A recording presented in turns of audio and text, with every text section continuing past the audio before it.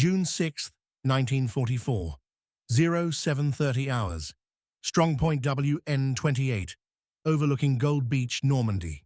Obergefreiter Werner Koch manned an MG-42 position in a reinforced concrete bunker that commanded the beach approaches. His position was excellent.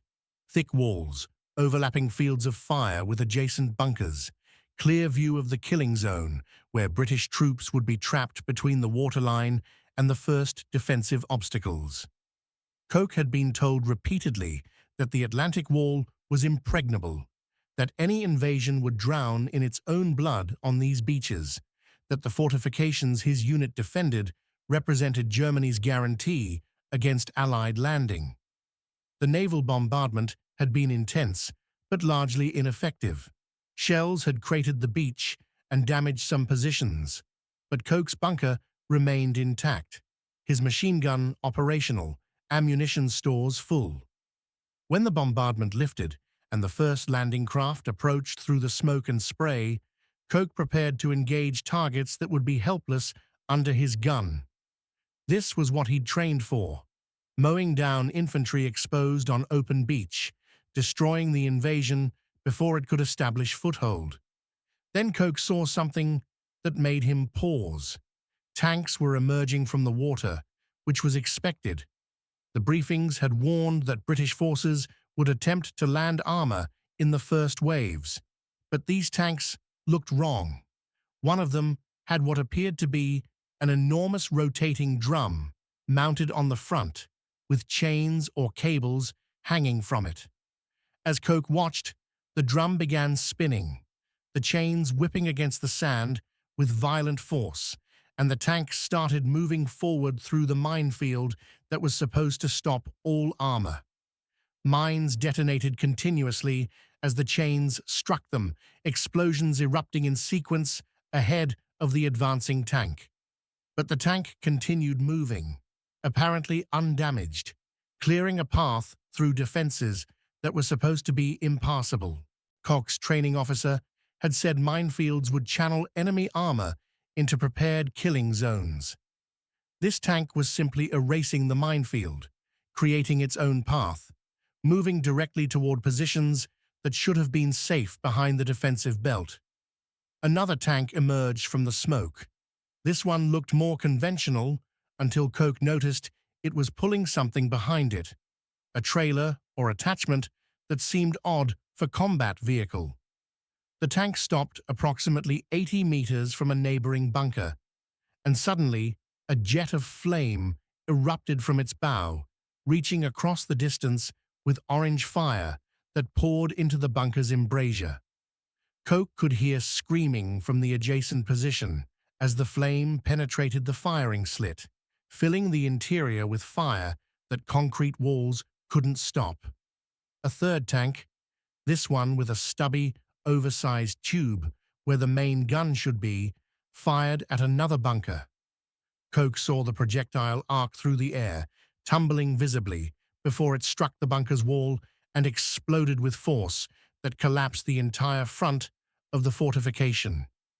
The position that had been designed to withstand artillery bombardment simply disintegrated, leaving rubble and dust where seconds before there had been reinforced concrete and steel. "They are not normal," Koch shouted to his loader. These weren't normal tanks. Each one seemed designed to destroy specific elements of the defensive system: minefields, bunkers, fortified positions. The Atlantic Wall that was supposed to stop the invasion was being systematically dismantled by specialized vehicles that seemed to have been built specifically to counter each defensive measure German engineers had implemented. Koch's bunker was next. One of the mine-clearing tanks had opened a path directly toward his position, and now a tank mounting what looked like a massive mortar was advancing along the cleared lane, its stubby weapon traversing to align with his firing slit.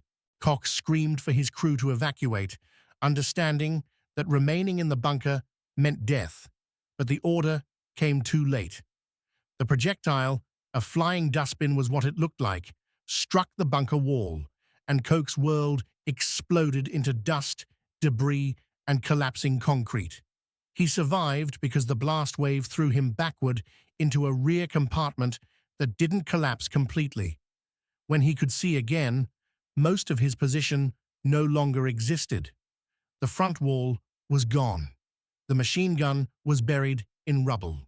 His loader was dead. Coke crawled out through the wreckage, surrendering to British infantry who were advancing behind the specialized tanks, using them as mobile cover while the vehicles eliminated defensive positions systematically. As British soldiers led him away, Coke looked back at the beach that was supposed to have been an impregnable fortress. Tanks were everywhere, clearing mines, bridging ditches, destroying bunkers, burning out positions. The Atlantic Wall hadn't held the British for even an hour.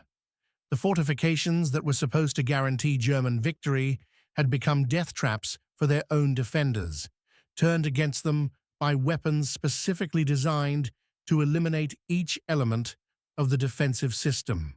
The impossible problem.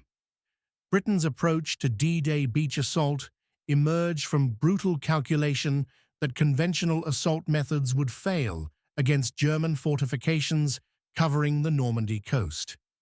The Atlantic Wall represented 4 years of German engineering effort. Thousands of concrete bunkers, extensive minefields, steel obstacles, anti-tank ditches, wire entanglements, all positioned to create overlapping fields of fire that would devastate any force attempting to cross the beaches. German defensive doctrine assumed that even if Allied forces achieved surprise and overwhelming naval air superiority, the physical obstacles and fortifications would inflict catastrophic casualties, buying time for German reserves to counterattack and potentially throwing the invasion back into the sea. Allied planners studying the Normandy defenses reached uncomfortable conclusions. Standard infantry assault tactics would fail. Men couldn't cross open beaches under machine gun fire while tangled in wire and obstacles. Armor support was essential, but tanks would be stopped by minefields, ditched in anti-tank obstacles, or destroyed by fortified anti-tank guns. Naval bombardment could suppress some defenses, but couldn't eliminate hardened fortifications. Air power was similarly limited. Bombers could crater beaches and damage some positions, but concrete bunkers designed to withstand bombardment would survive and resume firing once aircraft departed. The fundamental problem was that German engineers had built defenses specifically to stop exactly the kind of assault that Allied doctrine specified. Every element of the defensive system targeted known Allied capabilities and tactics. Minefields stopped tanks. Anti-tank obstacles channeled armor into killing zones. Concrete bunkers protected defenders against suppressive fire. Wire entanglements slowed infantry. The defenses worked because they were designed to counter conventional assault methods that Allied forces had no alternative to using. Britain needed solutions that German defensive planning hadn't anticipated. Weapons and tactics that could eliminate obstacles, destroy fortifications, and protect assault forces in ways that German engineers hadn't prepared counters for. The solutions would need to be unconventional, specialized, and capable of operating under direct fire while accomplishing tasks that normal combat vehicles couldn't perform. Hobart's vision. Major General Percy Hobart brought to the problem a combination of technical expertise, tactical imagination, and stubborn willingness to pursue unconventional solutions that more conservative officers would have rejected. Hobart's career had been contentious. He'd commanded armored formations in the 1930s, developing tactical doctrine that emphasized armor's offensive potential. His ideas about independent armored operations and specialized tank roles had made him unpopular with officers who preferred traditional combined arms doctrine. He'd been effectively forced into retirement in 1940, recalled only because Winston Churchill personally intervened, recognizing that Britain needed officers willing to think creatively about armored warfare. Churchill assigned Hobart to command the 79th Armored Division with specific mission: develop specialized armor for assault operations.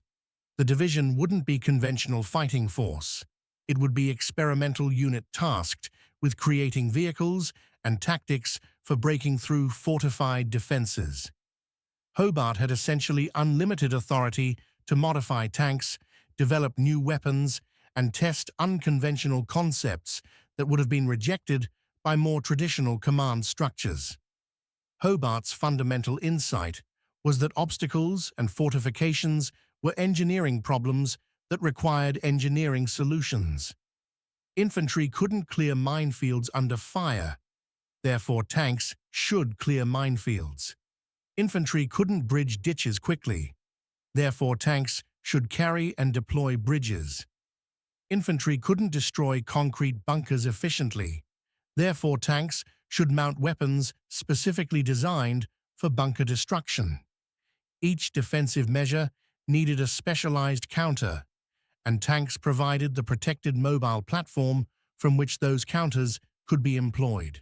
The resulting development program created what became known as Hobart's Funnies, a collection of specialized armored vehicles that looked bizarre but performed specific tasks more effectively than any conventional weapon. The vehicles weren't designed to look impressive or conform to traditional tank design principles.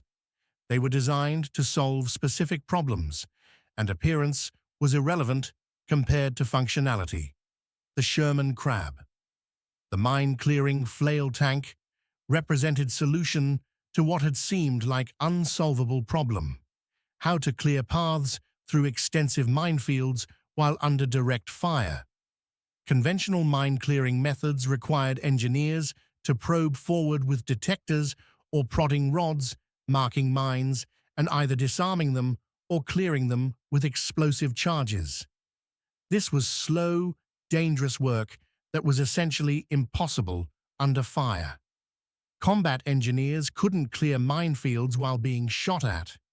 Casualties would be prohibitive and progress too slow to support assault operations. Yet minefields had to be cleared before armor could advance, and armor couldn't provide covering fire if it couldn't reach positions from which to engage defenders. The Sherman crab solved this by mounting a rotating drum on the front of a standard Sherman tank, with chains attached to the drum that would flail the ground as the drum rotated. Mines struck by the chains would detonate safely ahead of the tank, clearing a path approximately 10 feet wide through the minefield. The tank could clear mines while moving forward at walking pace, maintaining steady progress even under fire.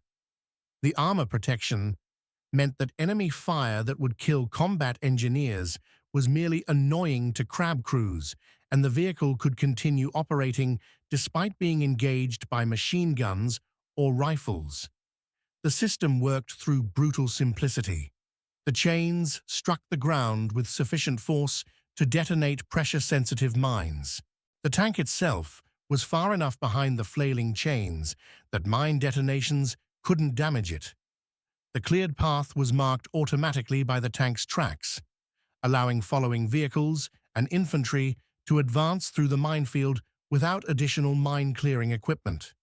The entire process was mechanical, reliable, and required no specialized training beyond basic tank operation. The psychological effect on German defenders was substantial. Watching minefields being cleared in real time while assault was underway created realization that defensive measures they'd relied on were being negated before their eyes. The minefields that were supposed to channel Allied armor into killing zones were simply disappearing, cleared by tanks that operated methodically despite being under fire. German defensive planning assumed minefields would delay attacks long enough for defenders to prepare, call in artillery support, and potentially reposition forces. Crabs eliminated that delay entirely. British assault forces on Gold, Juno, and Sword beaches used crabs extensively in the first waves. The tanks landed with lead elements, began clearing lanes immediately, and maintained steady progress despite casualties and mechanical failures. Some crabs were knocked out by German fire, but others continued operating, and the cleared paths they created allowed armor and infantry to advance through defenses that should have stopped them completely. German after-action reports specifically mentioned mine-clearing tanks as critical factor in British success. The defensive belts that were supposed to stop armor for hours were breached in minutes. The Churchill crocodile. The flamethrower tank provided psychological weapon as much as physical one, a system that made fortified positions uninhabitable even if it couldn't destroy them structurally.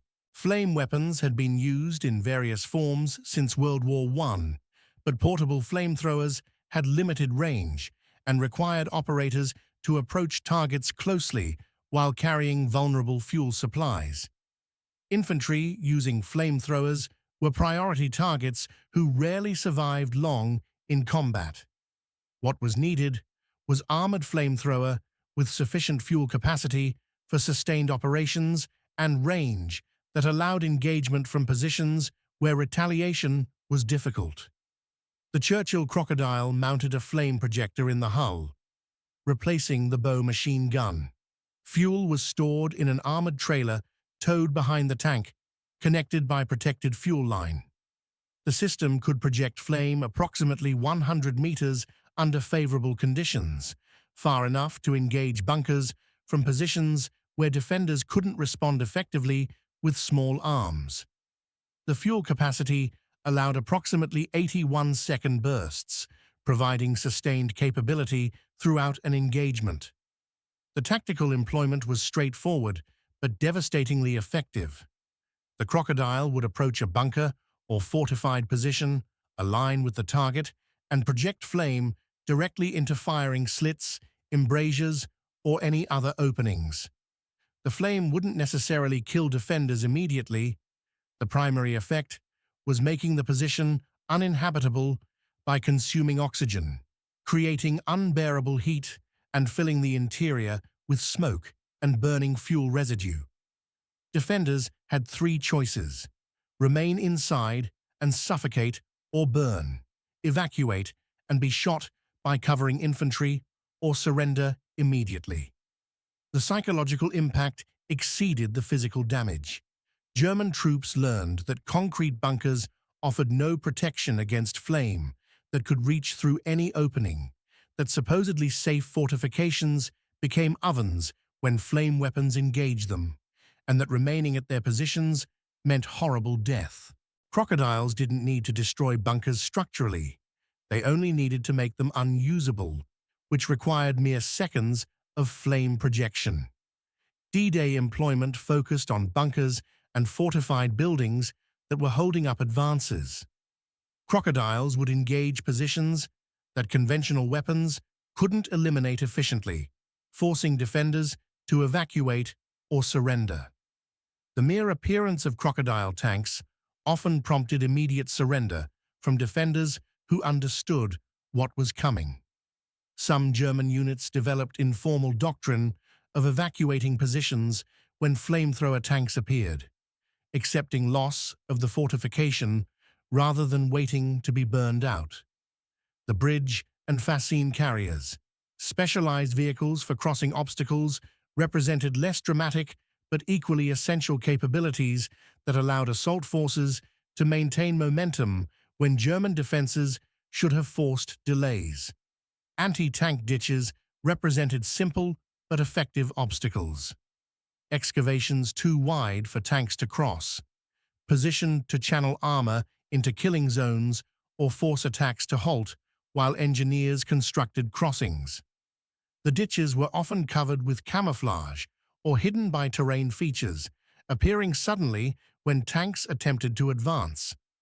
Conventional bridge building required substantial time and exposed engineers to fire while they worked, unacceptable during assault operations, where delay meant failure.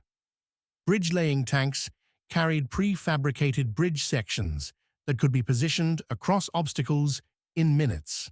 The tank would drive to the obstacle's edge, deploy the bridge mechanically, and withdraw while other vehicles crossed. The entire process could be conducted under fire, with the tank's armor protecting the mechanism and crew. Following vehicles could cross immediately without waiting for engineers to construct field-expedient bridges. Fasten carriers transported enormous bundles of wooden logs or other material that could be dropped into ditches or craters, creating crossings through pure mass. A Fasten-equipped tank would drive to an obstacle, release the bundle, and either cross over it or withdraw, while other vehicles used the crossing. The system was crude, but effective. Ditches that should have stopped entire formations were crossed in seconds. The combination of capabilities meant that German obstacles that were supposed to force delays and channel attacks achieved minimal effect. British armor encountered ditches, deployed bridges or fascines, and continued advancing while German defenders were still preparing for prolonged engagement. The tempo advantage was substantial. Attacks maintained momentum because specialized vehicles eliminated obstacles faster than German forces could establish new defensive lines. The AVRE and the flying dustbin. The Churchill AVRE, mounting the petard spigot mortar, provided solution to the bunker problem. How to destroy reinforced concrete fortifications quickly during assault operations. German bunkers covering Normandy beaches represented sophisticated defensive engineering. Walls were typically 1 meter thick, reinforced with steel bars, designed to withstand direct hits from naval shells or heavy bombs. Firing slits were narrow, positioned to provide overlapping fields of fire while minimizing exposure. Interior layouts included multiple compartments and protective baffles that would limit damage even if shells penetrated the firing slits. These fortifications were meant to survive sustained bombardment and continue functioning throughout any assault. Conventional tank guns couldn't destroy these bunkers reliably. High explosive shells would chip concrete but rarely achieved structural damage. Armor-piercing rounds would penetrate firing slits if aim was perfect, but such precision was difficult during combat and would only disable the specific weapon behind that slit rather than eliminating the bunker itself. Artillery could destroy bunkers given sufficient time and ammunition, but assault forces needed bunkers eliminated immediately, not after hours of bombardment. The AVRE's petard mortar fired projectiles containing 18 kilograms of high explosive, roughly equivalent to large artillery shells or naval depth charges. The projectiles detonated on impact, creating blast effects that propagated through concrete structures and caused catastrophic structural failure. A single hit would typically collapse bunker walls, cave in roofs, or create breaches large enough that the position was no longer defensible. The weapon didn't need to penetrate the fortification. The blast wave traveling through the concrete was sufficient to destroy the structure from the outside. The range limitation, approximately 80 to 100 meters, was less important than it seemed. Bunkers were fixed positions whose locations could be identified before assault. AVREs would advance with covering fire from other tanks and infantry, approach to effective range, and engage bunkers at distances where missing was nearly impossible. The reload process required crew members to expose themselves outside the turret, which was dangerous, but the tactical benefit of eliminating bunkers with single shots justified the risk. D-Day employment demonstrated the weapon's effectiveness. AVREs engaged bunkers covering beach exits, destroying positions that were holding up the advance. German defenders learned that remaining in bunkers meant being buried, when the structure collapsed, while evacuating meant exposure to small arms fire. Either option was lethal once AVREs were in range. Some defenders surrendered when AVREs appeared, understanding that their fortifications offered no protection against weapons specifically designed to destroy them. The final assessment.